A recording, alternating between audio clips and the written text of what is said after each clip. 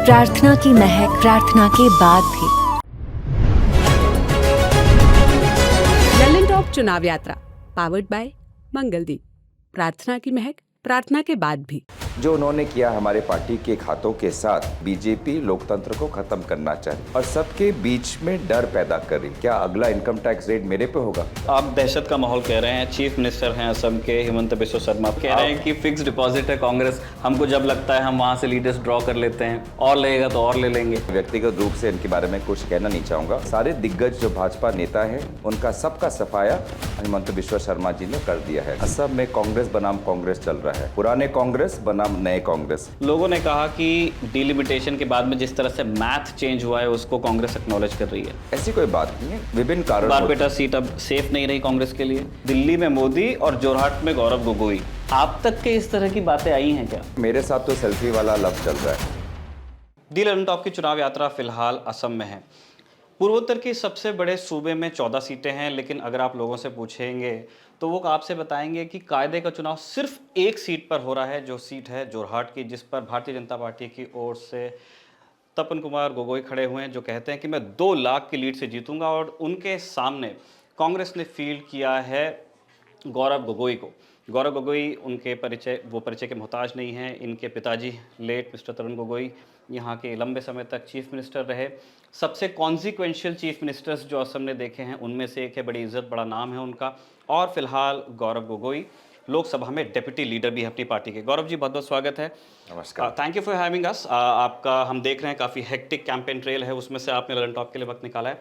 Sir, हम आपके campaign पे आएंगे, उससे पहले सिंस आप डिप्टी लीडर लोकसभा भी हैं तो आपकी पार्टी की नेशनल स्ट्रेटेजी के ऊपर भी हम बात करना चाहते हैं। पहला प्रश्न हमारा यही है कि अभी आप देख रहे हैं चुनाव कहाँ पर है, आपकी लगातार जो सेंट्रल लीडरशिप है उनसे क्लोज बातचीत होती रहती है। रियलिस्टिकली स्पीकिंग अभी पार्टी की स्ट्रैटेजी क्या है? क्या एक कोई नंबर आपने सोचा हुआ है कि इतने नंबर पे बीजेपी को रोक देना है, या फिर आप एक दूसरी स्ट्रैटेजी पे काम कर रहे हैं कि 80 से 100 सीटों के आसपास अगर कांग्रेस आ जाए तो वो पिवट बना रहेगा ऑपोजिशन का? अभी किस दिशा में आप लोगों का कैंपेन जा रहा है? देखिए, ये लंबा कैंपेन है, अभी भी समय है। ये लगभग 5 से 7 फेज़ का है, अभी शुरुआत भी नहीं हुई, पहले फेज़ का चरण है। तो इस लंबे समय में हमें अपने सीटें मैक्सिमाइज़ करनी है और सीटें मैक्सिमाइज़ करने के लिए हमें लोगों के पास जाना है।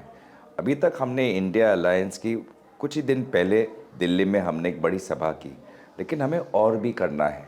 और जहाँ तक बात रही कि अभी हमारे कैंडिडेट्स घोषित हो चुके हैं, उन कैंडिडेट्स को तैयार भी करना है, क्योंकि भाजपा ने हमारे बैंक खाते जिस प्रकार से बंद किए, मुझे लगता है पूरी तरीके से हमारे लोकतंत्र की मर्यादा के खिलाफ है।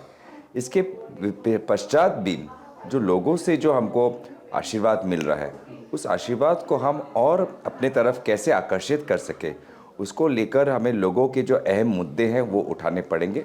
और जिसमें से मुझे लगता है कि कुछ दिन पहले हमने जो मैनिफेस्टो निकाला वो सचमुच काफ़ी सराहनीय है, और उस मैनिफेस्टो को अभी हमें अगले 2 हफ्ते में घर घर तक ले जाना है। मैनिफेस्टो पे सर हम आएंगे। हम जैसे आपने कहा कि एजेंसीज का एक्शन फेस कर रही है कांग्रेस, अकाउंट्स आपके फ्रीज किए गए, उसके बाद एजेंसीज ने कहा कि फॉर नाउ वो कोर्सिव एक्शन रोक रहे हैं। किस तरह की प्रॉब्लम्स आ रही है? लॉजिस्टिक्स में दिक्कत आ रही है आप लोगों को प्रचार में? देखिए, निश्चय साधन एक निर्वाचन का बहुत एक अहम भूमिका रहता है, पर इस व्यवहार से हम लोगों को एक और उदाहरण दे पा रहे हैं कि वो कैसे बीजेपी लोकतंत्र के लिए खतरनाक है। इस पूरे निर्वाचन में एक अहम मुद्दा बन चुका है कि बीजेपी लोकतंत्र को ख़त्म करना चाह रही है और सबके बीच में डर पैदा कर रही है। वो चाहे विपक्षी दलों के बीच में हो, वो चाहे बड़े बड़े उद्योगपति के बीच में हो, वो चाहे मीडिया चैनल्स के बीच में हो, वो चाहे आम जनता के बीच में हो। तो ये जो उन्होंने किया हमारे पार्टी के खातों के साथ, ये हमें लोगों को समझाने के लिए एक और उदाहरण बन जाता है, और एक रिसेंट उदाहरण है, एक मतलब हाल ही में उदाहरण। तो लोग इसको समझते हैं, और भारत के लोग कहीं ना कहीं अपने संवैधानिक अधिकारों के साथ चिंतित हैं कि उनको ये अधिकार हमेशा के लिए प्राप्त रहेंगे, या अगर भाजपा दोबारा बड़ी बहुमत से आती है तो संविधान को ये तोड़ मड़ोड़ कर लोगों की जो संवैधानिक अधिकार है उसका हनन होगा। तो मुझे लगता है कि ये निर्वाचन में कठिनाई भी पैदा की, लेकिन निर्वाचन में लोगों को ये संदेश ले जाने के लिए हमको मदद भी कर रही है। लेकिन बीजेपी की तरफ से तो ये कहा जा रहा है कि ये तो एक अकाउंटिंग, अगर कांग्रेस ने अपना एक्ट ठीक ठाक रखा होता, अगर अच्छे सीए हायर किए होते, कंप्लायंस कांग्रेस का ठीक होता, तो ये प्रॉब्लम आते ही नहीं। आपको तो लॉ फॉलो करना चाहिए था, आप कोई रोक नहीं लगती। देखिए, तब्दील तो सभी दे सकते हैं, जनता जनार्दन है, जनता देख रही है कि भाजपा किस प्रकार से वॉशिंग पाउडर निरमा की तरह काम करती है। अगर कोई व्यक्ति जिस पर इनकम टैक्स ईडी रेड होता है और वो भाजपा में शामिल हो जाता है, तब तो उस भाजपा उसको स्वागत करती है। तब तो ये नहीं देखती कि उसके पास सीए अच्छा था ना अकाउंटेंट गलत था। तब तो वो चाहे अजीत पवार जी हो या असम के हिमंत बिश्वा शर्मा जी हो, ये सारे केस, ये सारे जो इन्वेस्टिगेशन है, ये सारे फाइल बंद हो जाते हैं। तो भाजपा ये तब्दील तब तक ही देती है जब कोई विपक्षी दल का नेता आवाज़ उठाता है। जिस दिन वो विपक्षी दल का नेता भाजपा में शामिल हो जाता है, भाजपा भी अपने आप चुप हो जाती है। तो लोग ये बातें समझती हैं। लोग अब भाजपा का मजाक उड़ाते हैं कि अगर इनकम टैक्स रेट पड़ा तो भाजपा में शामिल हो जाऊं। लोग मेरे साथ भी मजाक करते थे कि मैंने मणिपुर में और कुछ ही दिन पहले अपने सदन के अंदर जो आक्रामक मैंने रूप संभाला, क्या अगला इनकम टैक्स रेट मेरे पे होगा? अब देखो, income tax rate, ED rate एक हास्य का एक विषय बन चुका है, या लोग इसको कितने हल्के तरीके से लेते हैं। और कहीं ना कहीं ये हल्का भी है लेकिन खतरनाक भी है हमारे भारतीय लोकतंत्र के लिए, क्योंकि हम भारत को भारत के रूप में देखना चाहते हैं, ना कि भारत को चीन होते हुए या भारत को रशिया के लोकतंत्र होते हुए हम देखना चाहते हैं। इंटरेस्टिंग सर, मैंने द हिंदू का आपको इंटरव्यू देखा जिसमें आप कह रहे हैं कि इंडिया में एक रशियन स्टाइल्ड ओलिगार्की की तैयारी चल रही है। पढ़ के मुझे ऐसा लगा कि जैसे ज़रूर गौरव के पास इसका तर्क होगा, लेकिन आप जो आम जनमानस है उसको क्या इस लैंग्वेज में कम्युनिकेट कर पा रहे हैं आपकी बात? क्योंकि इससे पहले कई बार ऐसा हुआ है कि बड़े मूवमेंट्स निकले हैं लेकिन इलेक्टोरल उसका बहुत असर हमने देखा नहीं है। हम अपर असम में बैठे हुए हैं, यहाँ पे सीए को लेके बहुत भारी भरकम प्रोटेस्ट्स हुए, आप लोगों ने जनता का उन प्रोटेस्ट्स में हिस्सा भी लिया, लेकिन जब हमने इलेक्शंस देखे, हमने ललन टॉप ने उसको कवर भी किया था, लेकिन वो एंगर लोगों का कभी कन्वर्ट नहीं हमने होते हुए देखा as of now in votes. देखिए, हर निर्वाचन अलग विषय पे लड़ा जाता है। 2014 का निर्वाचन विकास पे लड़ा गया। 2019 का निर्वाचन में भाजपा ने पुलवामा के शहीदों का दुरुपयोग किया और शहीदों के नाम पे वोट मांगा, जो मुझे लगता है कि शहीदों के प्रति निरादर है। और इस बार उनका विषय हम सब जानते हैं कि भगवान राम के प्रति आज लोगों की जो श्रद्धा है, उस श्रद्धा के साथ भाजपा आज खिलवाड़ कर रही है और श्रद्धा को वोट में रूप में लेने की कोशिश कर रही है। हम अपनी बातें लेके जा रहे हैं, हम अपनी बातें लोगों को समझा रहे हैं, क्योंकि ये जो डर का जो अस्त्र है, ये डर का अस्त्र ना सिर्फ राजनीतिक दलों पे होता है, ये डर का अस्त्र आम लोगों पर भी होता है। कितने आपके पत्रकार बंधुओं ने अपनी नौकरी छोड़नी पड़ी क्योंकि उन्होंने देखा कि जिस मीडिया हाउस में वो काम करते हैं वो पहले जैसे काम नहीं करता। कितने मीडिया हाउस शायद बंद भी हो गए या उनका मालिक बदल चुका है। वैसे ही असम में अगर आप आए तो असम में अगर यहाँ पे कोई साधारण महिला किसी कांग्रेस की सभा में जाती है तो उसको डराया धमका जाता है कि जो सरकारी सुविधा है उसको मिल रही है, उसका हनन होगा, उसको काटा जाएगा। तो ये तो दहशत का ये वातावरण है, ये आतंक का वातावरण है, ये एक संवैधानिक राजनीतिक दल का वातावरण नहीं। ये जो सड़क के जो गुंडे होते हैं, ये गुंडागर्दी का ये एक स्वभाव हम देख रहे हैं। और यही चुनाव हम लोगों के पास लेके जा रहे हैं कि हम भाजपा के गुंडागर्दी से लोगों को बचाना चाहते हैं, ताकि लोग खुलेआम सांस ले पाए और अपने जो अधिकार है उसका प्रयोग कर पाए। सर, आप दहशत का माहौल कह रहे हैं। चीफ मिनिस्टर हैं असम के हिमंत बिस्वा शर्मा, पहले कांग्रेस में ही थे आपकी ही तरह। वो एक दूसरे टैंजेंट पे बात कर रहे हैं। वो कह रहे हैं कि कहाँ दहशत का माहौल है, कांग्रेसमैन तो खुशी खुशी हमें ज्वाइन करते जा रहे हैं। वो भूपेन बोरा का नाम लेके सोनितपुर में कह रहे थे कि ये भी ज्वाइन करने वाले हैं नेक्स्ट ईयर। अभी वो पीसीसी के चीफ हैं। इससे पहले मानस बोरा ज्वाइन कर चुके हैं, रूपज्योति कुर्मी ज्वाइन कर चुके हैं, अंकिता दत्ता ज्वाइन कर चुकी हैं। इस चीज़ को आप कैसे एक्सप्लेन करते हैं कि एक तरफ आपका एक कॉन्फिडेंस है और आप लोगों से कहना चाह रहे हैं कि दहशत है, लेकिन लोग जिस तरह देखते हैं वो तो कह रहे हैं कि रोज़ कांग्रेस के लोग बीजेपी को, अभी गौरव वल्लभ का उदाहरण नेशनल पॉलिटिक्स में खूब उसकी चर्चा हुई। देखिए, इन सारे व्यक्तियों का नाम आपने लिया, मैं व्यक्तिगत रूप से इनके बारे में कुछ कहना नहीं चाहूँगा, पर एक चीज़ असम के लोग पूरी तरीके से जानते हैं कि अगर भाजपा के खिलाफ, चाहे असम में हो या पूरे देश भर में हो, अगर एक व्यक्ति है जो अंत तक खड़ा रहेगा वो गौरव गोगोई है। असम के अंदर हम खड़े रहेंगे। और जिस प्रकार से राहुल गांधी जी ने एक मुहिम चलाई है कि चाहे हमारे साथ कोई रहे ना रहे, हम देशवासियों के साथ रहेंगे, हम देशवासियों की सिपाही की तरह हम काम करेंगे।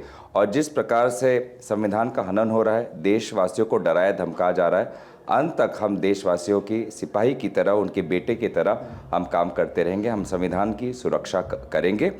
और आपने इतने सारे व्यक्तियों का नाम लिया, एक भी पुराने भाजपा नेता का नाम नहीं लिया। और यही हाल हो चुका है भाजपा का असम में। उनके सारे दिग्गज जो भाजपा नेता हैं, उनके सारे दिग्गज जो भाजपा कर्मी हैं, उनका सबका सफाया हिमंत बिश्वा शर्मा जी ने कर दिया है। हिमंत तो कह रहे हैं कि फिक्स डिपॉजिट है कांग्रेस, हमको जब लगता है हम वहाँ से लीडर्स ड्रॉ कर लेते हैं, और लगेगा तो और ले लेंगे। मैं भी कहता हूं कि असम में भाजपा खत्म हो चुकी है। असम में कांग्रेस बनाम कांग्रेस चल रहा है, पुराने कांग्रेस बनाम नए कांग्रेस। हम हैं वो प्रगतिशील आदर्शवादी कांग्रेस, और वो है जो अपने व्यक्तिगत स्वार्थ और के लिए कहीं भी जा सकते हैं, वो वाले कांग्रेस। इसमें भी तो भाजपा दिखता ही नहीं है। आपने भी अभी तक कितने भी प्रश्न पूछे हैं, उसमें भाजपा कितने सारे दिग्गज नेता हैं, अभी तक किसी एक का भी नाम नहीं लिया। शायद किसी ने आपको बताया भी नहीं होगा, क्योंकि इस पूरे निर्वाचन में पुराने भाजपा और दिग्गज जो उनके कर्मी हैं, उनको नकाराया गया है और उनको नज़रअंदाज किया गया है। यानी बीजेपी के हिस्से के सवाल हम बीजेपी लीडर से बिल्कुल पूछेंगे, यू डोंट वरी।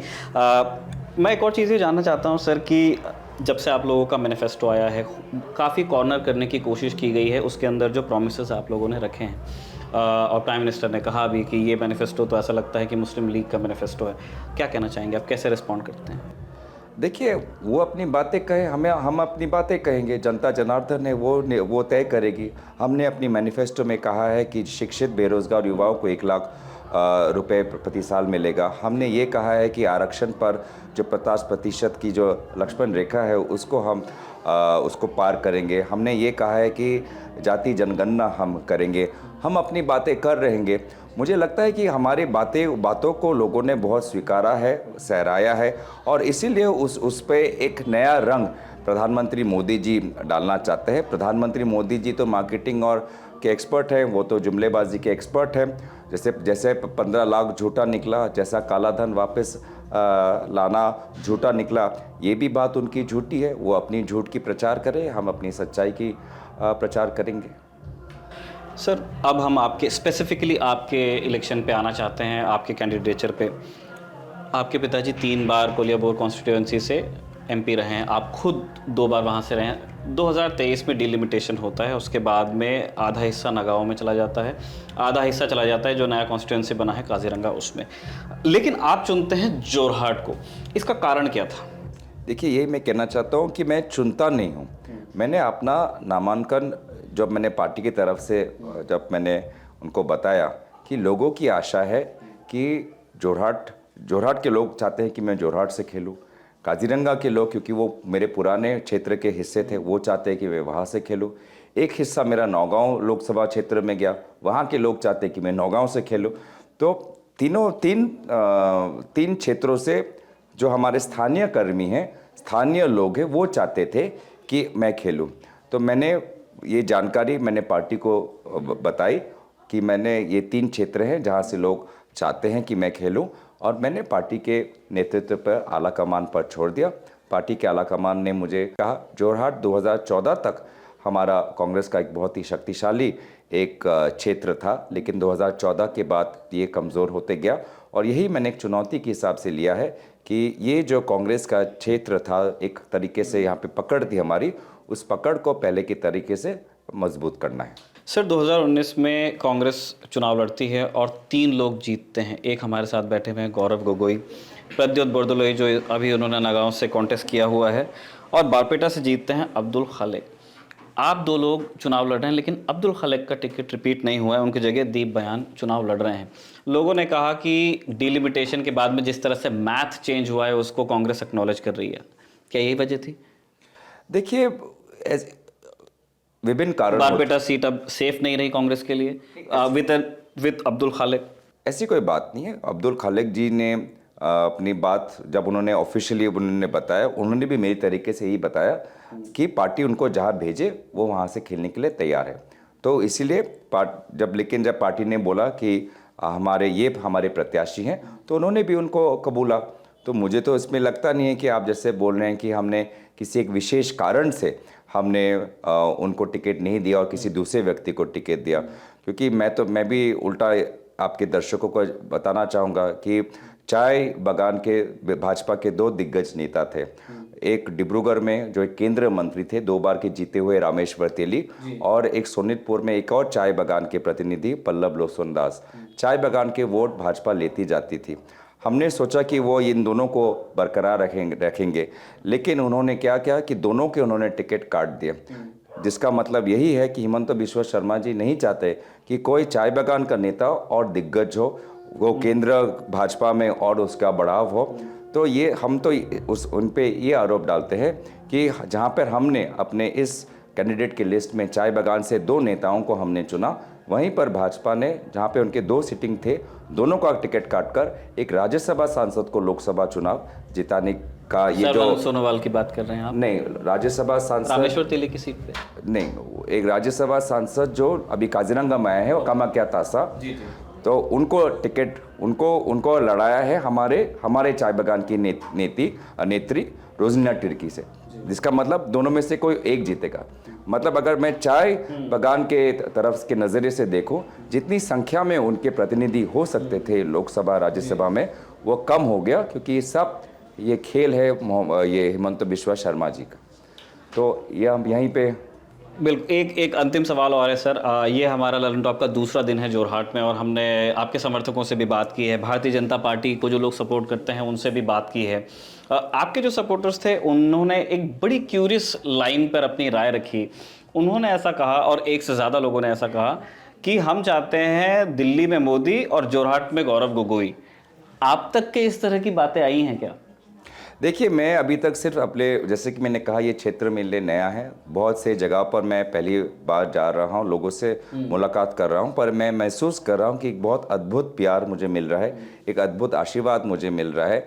ये आशीर्वाद क्यों मिल रहा है, इसका प्रश्न का उत्तर आज मैं भी नहीं दे पाऊँगा।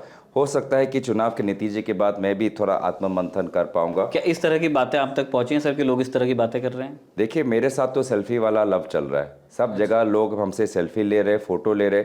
मेरे बातें कम और मेरे साथ ज़्यादा समय सेल्फी लेना चाहते हैं। तो ये तो मेरा पूरा प्रचार, पूरा कैंपेन, इसको मैं सेल्फी वाला कैंपेन बोल रहा हूँ, और आज तो सेल्फी वाला लव चल रहा है मेरे साथ। सेल्फी बिल्कुल आपको मिल रही है। 2 लाख वोट की लीड का चैलेंज दिया है तपन गोगोई ने आपको। क्या कहना चाहेंगे उनके लिए? जब लोगों ने प्यार दे दिया है तो लोगों के सामने कोई दल इतनी भी शक्तिशाली नहीं है। ठीक है, बहुत बहुत शुक्रिया गौरव जी, आपने अपने शेड्यूल में से हमारे लिए वक्त निकाला। इसी तरह के और इंटरव्यूज़ ललन टॉप पे आप लगातार देखते रहेंगे। बने रहिए दी ललन टॉप के साथ।